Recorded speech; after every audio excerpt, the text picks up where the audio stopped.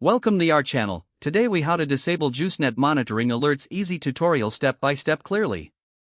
To disable JuiceNet monitoring alerts, start by opening the JuiceNet app on your device. Log in with your account credentials if prompted.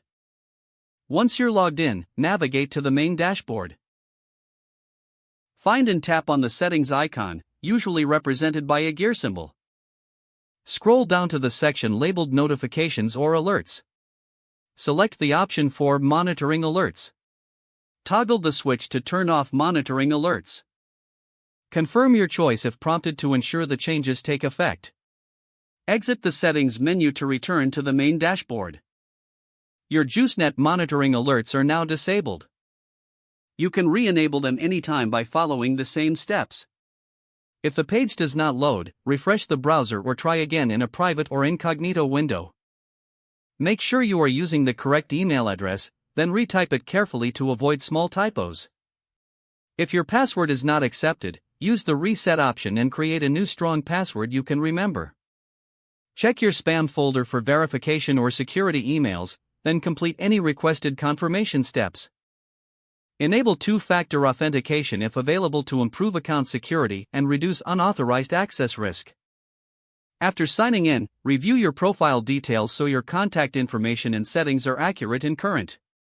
If you see an error message, note it down and try again after restarting your device and internet connection. Log out when you finish, especially on shared devices, to keep your account and payment information secure. If the page does not load, refresh the browser or try again in a private or incognito window. Make sure you are using the correct email address, then retype it carefully to avoid small typos. If your password is not accepted, use the reset option and create a new strong password you can remember. Check your spam folder for verification or security emails, then complete any requested confirmation steps. Enable two-factor authentication if available to improve account security and reduce unauthorized access risk. After signing in, review your profile details so your contact information and settings are accurate and current. If you see an error message, note it down and try again after restarting your device and internet connection.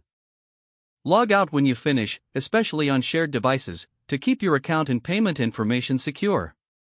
If the page does not load, refresh the browser or try again in a private or incognito window. Make sure you are using the correct email address, then retype it carefully to avoid small typos. If your password is not accepted, use the reset option and create a new strong password you can remember. Don't forget to like this video and subscribe to our channel for more step-by-step tech guides.